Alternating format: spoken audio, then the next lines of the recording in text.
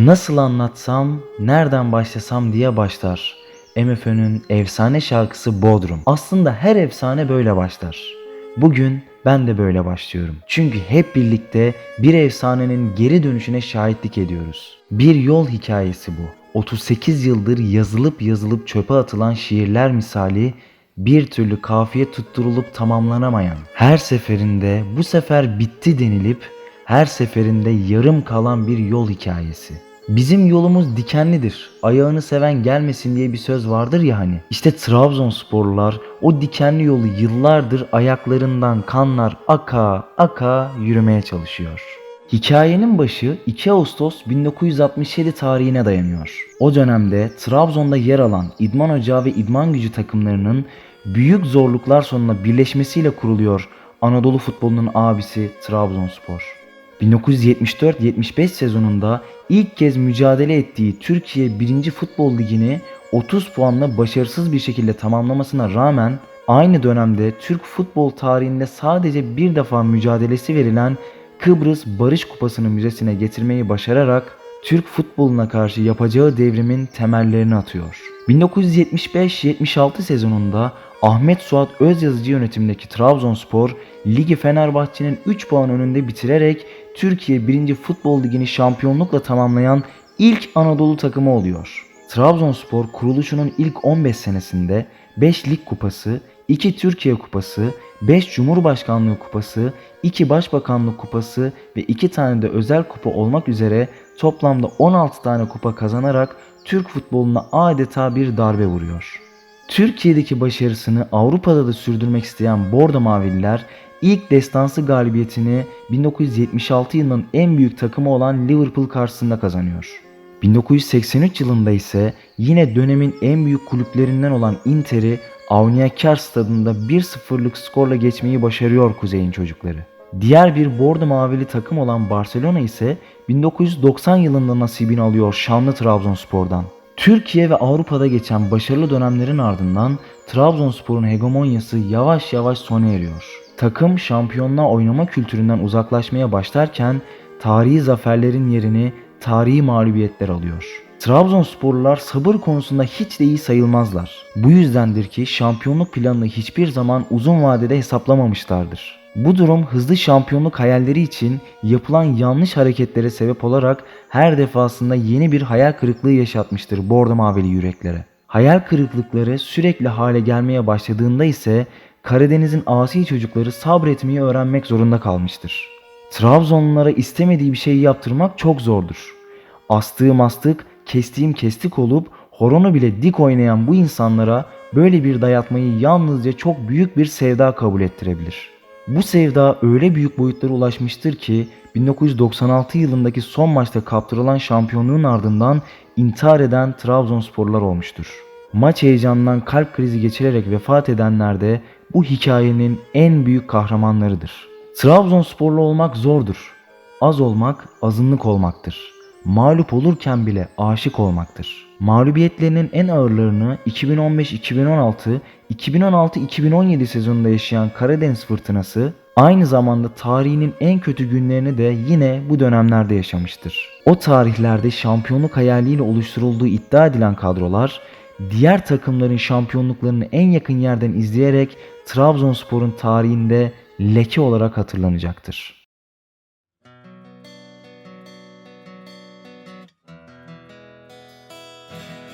Tarihler 8 Nisan 2018'i gösterdiğinde yakın geçmişi başarısızlıklarla dolu olan Karadeniz'in asi çocukları için yeni bir umut ışığı doğdu.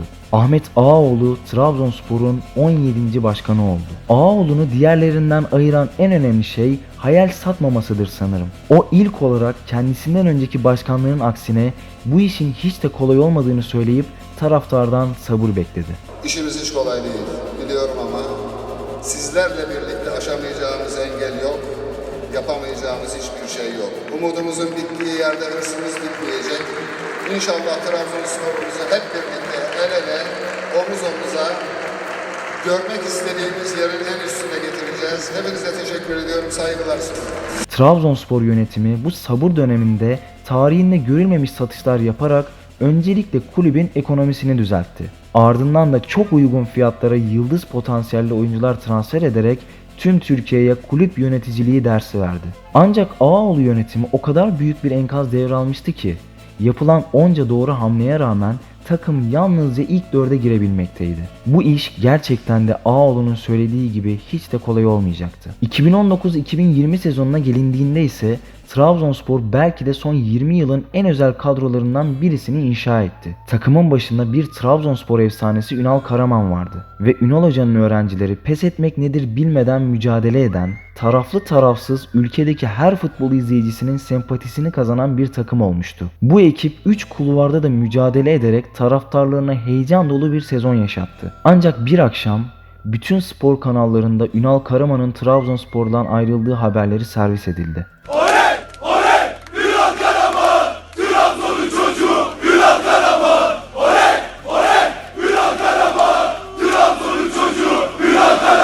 Ne olduğunu bile anlamayan Trabzonspor taraftarları çılgına dönerek yönetim binasına gidip adeta isyan etti. Bu durum Ağaoğlu yönetiminin ilk tökezlemesi oldu. Sezon sonuna gelindiğinde ise Trabzonspor taraftarları Türkiye Kupası'nı kazanmasına rağmen ligde yaşadığı büyük hayal kırıklığı nedeniyle sevdalısı olduğu Trabzonspor'dan bir darbe daha yemiş oldu.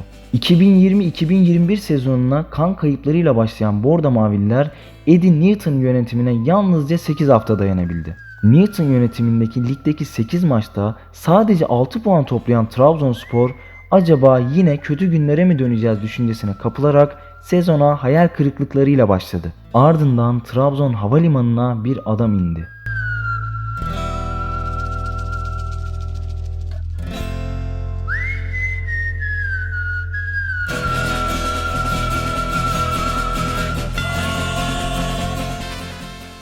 Ben dingin denizden biraz evvel Karadeniz'in dalgalı denizini seçtim. Mücadeleyi seçtim. Karadeniz'in dalgalı denizi Abdullah Avcı'ya çok iyi geldi. Trabzonspor'un da onun da Türk futbolundan bir alacağı vardı ve Abdullah Hoca bu alacağı tahsil etmek için çok hırslıydı. Abdullah Avcı için sistem hocası tanımını yapmak hiç de yanlış olmayacaktır. Bir sistem oluşturmak ise uzun zamanlar alabilir. Trabzonspor taraftarının sabırsız kişiliğini hesaba katarsak Trabzonspor Abdullah Avcı eşleşmesi çok riskliydi. Ancak Abdullah Hoca bu hırçın mücadeleye son derece hazırlıklı gelerek tıpkı Başkan Ağaoğlu gibi taraftarı sabırlı olması konusunda ikna etti ve kendi sistemini inşa etmek için yola koyuldu. Öncelikle ilk 8 haftada 6 puan alan Trabzonspor'a gol yememeyi öğretti. Ardından devre arası transferleriyle birlikte kendi oyununu kurdu. Bu süreç beklenilenden çok daha hızlı gerçekleşti. En iyimser taraftar bile ilk 8 haftada küme düşme potasında olan bu takımın ligi 4. bitirebileceğine ihtimal vermezdi. Abdullah Avcı ligdeki bu başarısının yanı sıra Süper Kupa finalinde kazanarak kendi kariyerindeki ilk kupasını da almış oldu.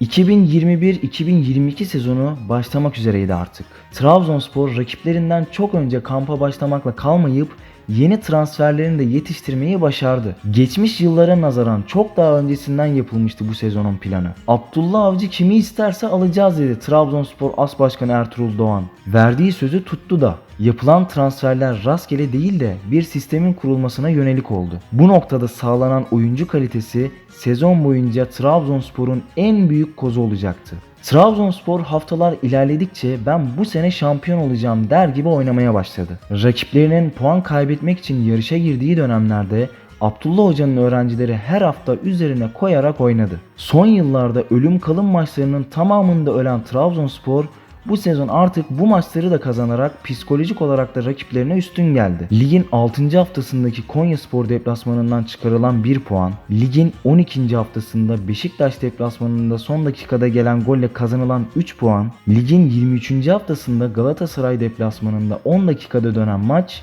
bu durumun en büyük örneklerinden olarak Trabzonspor için ligin kırılma anlarıydı. Rakip takım teknik direktörleri birer birer istifa ederken Abdullah Avcı her konuşmasında biz iyi ki Trabzonspor var dedirtmek istiyoruz dedi. Ve bu hayalini başardı da. Trabzonspor taraflı tarafsız herkesin beğenisini kazandı sene boyunca. Haftalar ilerledi, rakipler yarıştan kopmaya başladı derken Artık gelip çattı vuslat zamanı. Trabzonspor için son engel ligin ilk yarısında mağlup olduğu Antalyaspor maçıydı. Üstelik Antalyaspor ligin en iyi futbolunu oynayan takımlardan birisiydi. Ancak Trabzonspor'u şampiyon olmak için 1 puan yetiyordu. Fanatik'in haberine göre maçın biletleri çıktıktan 26 saniye sonra tükendi. Dünyanın her yerinden Trabzon'a geldi Karadeniz'in asi çocukları. Çünkü yıllardır aşkını platonik bir şekilde yaşayan Trabzonsporlular belki de ilk defa bu kadar güçlü bir karşılık alacaktı sevdasından. Antalyaspor maçı başladı. Henüz dakika 3'te Kuzey'in kralı sahneye çıktı ve Kuzey'in çocuklarını şampiyonluğa bir adım yaklaştırdı. Ancak 51. dakikada Antalyaspor beraberliği yakaladı. Her iki takım da sanki kupa finali mücadelesindeymiş gibi hırslı oynuyordu. Bu izleyenler için kusursuz bir futbol ziyafetiydi. Beraberlik golünden yalnızca 5 dakika sonra Atilla Karaoğlan Antalyaspor lehine penaltı verdi. O anda bütün Trabzonsporlular "Ulan acaba yine mi hüsran?" diye ufak çaplı bir gerilim yaşadı. Ancak kaptan Uğurcan Çakır gemisini bir kez daha batmaktan kurtararak penaltı vuruşunda kalesini gole kapattı. Takımının yıllardır kazanamadığı, kazansa bile bir şekilde elinden alınan şampiyonluk kupasına sıkı sıkı tutundu kaptan Uğurcan. Bu defa hikaye mutlu sonla bitecek der gibi haykırdı takım arkadaşlarına. Dakikalar 61'i gösterdiğinde bütün stat 61. dakika şovu yaparken sahneye Trabzonspor'un jokeri Dorukhan Toköz çıktı. Skor 2-1 oldu ve Trabzonspor şampiyonluk şarkılarını yeniden söylemeye başladı. Maçın ilerleyen dakikalarında Antalyaspor 2-2'lik beraberliği yakalasa da Trabzonspor'a 1 puan yetti ve 2021-2022 sezonu şampiyonu Trabzonspor oldu. Bak işte yaklaşıyor fırtına, bak yine yükseliyor dalgalar.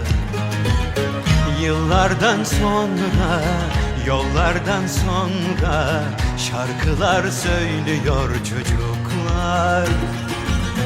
Yıllardan sonra, yollardan sonra yeniden yan yana onlar. Ne geçmiş tükendi, ne yarınlar, hayat yeniler bizleri. Geçse de yolumuz bozkırlardan, denizlere çıkar sokaklar.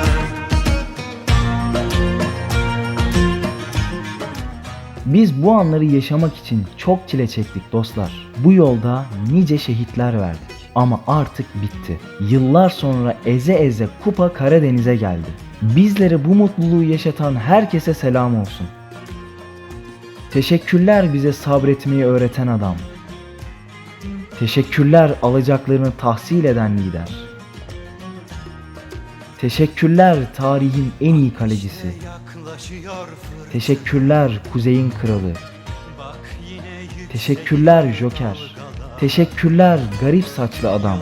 Ve tebrikler. Hepiniz tarihe geçtiniz.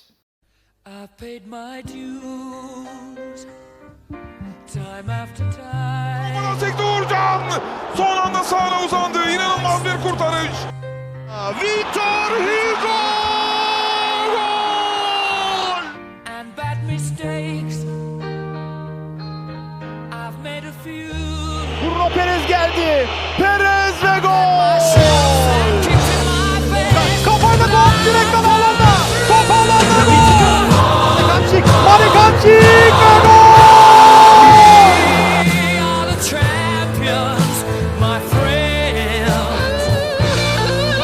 Bakasetas! Mükemmel gol! Şimdi Vakayeme! Vakayeme! Vişça oldu önüne! Vişça! Verdi! Cornelius ve gol! Kalesi altına! Abdülkadir Ömür! Gol! Açıyı buldu! Sola döndü! Canini! Canini! Berat attı, 2-0 oldu 89. dakika. Ezgari'ye mükemmel gol. Ezgari'ye attı. Çaktı. Ceza sahası içi. Savunma. Çizgili Ahmetcan.